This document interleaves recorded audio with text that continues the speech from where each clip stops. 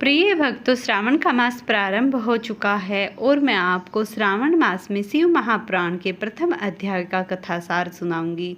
इसको सुनने से व्यक्ति के जीवन में समस्त सुख, शांति, ऐश्वर्य, अर्थ, धर्म, क्रम सब कुछ प्राप्त होंगे और भगवान भोलेनाथ की कृपा हर मनुष्य पर होगी जो भी भगवान भोलेनाथ की पूजा आराधना करेगा। शिव महापुराण में श्री सूत जी के जीवन का उत्कृष्ट वर्णन किया गया है। इसे ध्यानपूर्वक सुनिए। श्री सौनक जी ने पूछा कि संपूर्ण ज्ञाताओं के ज्ञाता श्री सूत जी, सब पुराणों से परे श्री शिव महापुराण की कथा का अध्याय का वर्णन सुनाइए।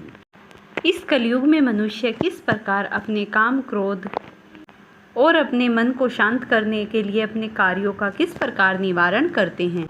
मुझे ऐसा कल्याणकारी, मंगलकारी कोई उपाय बताइए जो मनुष्यों के हित के लिए हो। श्री सूत जी ने उत्तर दिया, हे सौनक जी, आप धन्य हैं, तुमने सबके हित के लिए बात पूछी है।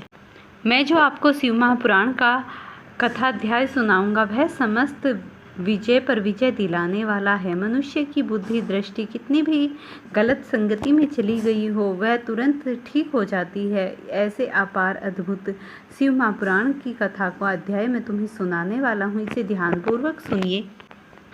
यह शिव महापुराण सभी पुराणों में उत्तम कथा है।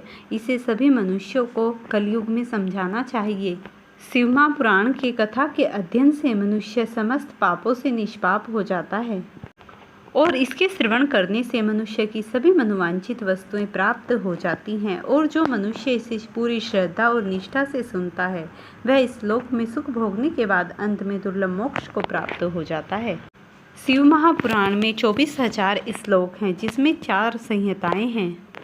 इसका श्रवण करने से मनुष्य की भक्ति तेज हो जाती है, इसीलिए प्रत्येक मनुष्य को इसे प्रेम पूर्वक ग्रहण करना चाहिए। जो मनुष्य इसे प्रेम पूर्वक ग्रहण करता है वह मनुष्य निसंदेह ही पुण्य आत्मा है।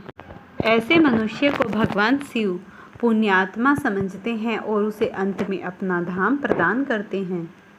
तब सौनक जी ने कहा कि हे सूत जी, आपको परमार्थ तत्व का संपूर्ण ज्ञान है।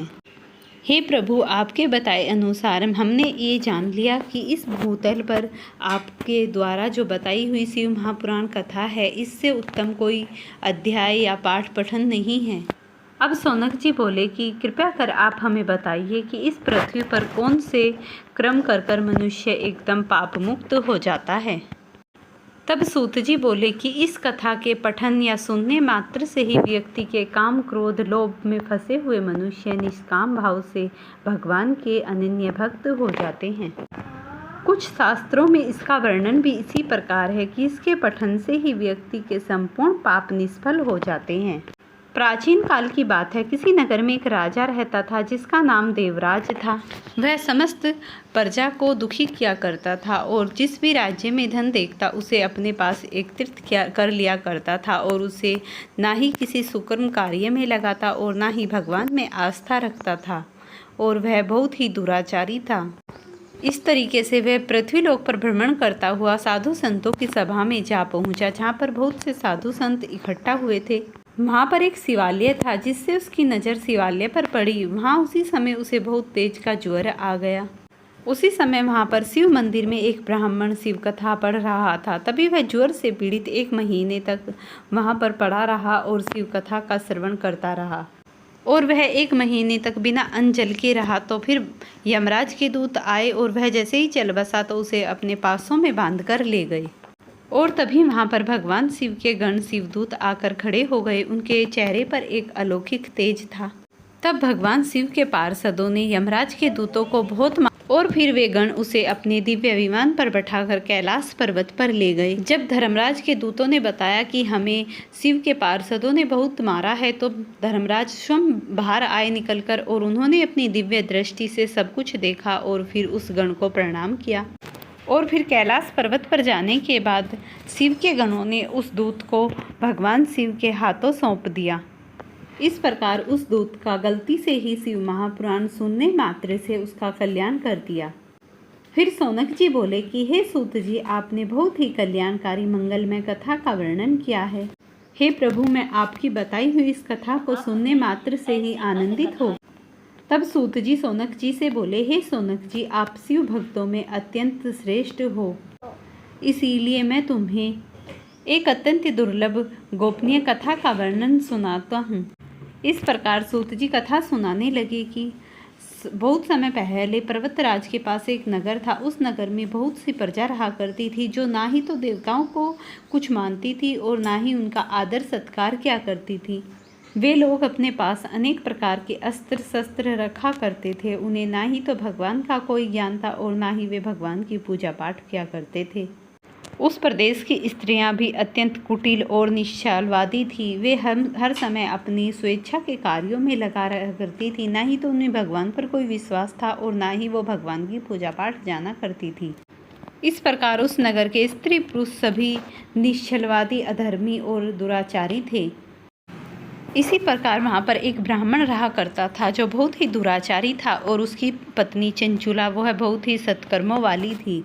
इस तरीके से अनेकों वर्षों तक पति को दुराचारी और दुष्कर्म में देखते हुए वह भी भगवान की उसी की भांति दुष्कर्म करने वाली हो गई।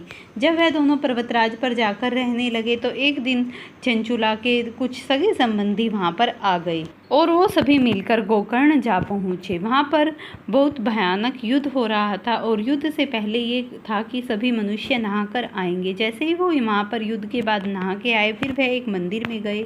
उस मंदिर में शिव महापुराण का कोई मनुष्य बैठा हुआ कथा सारण कर रहा था।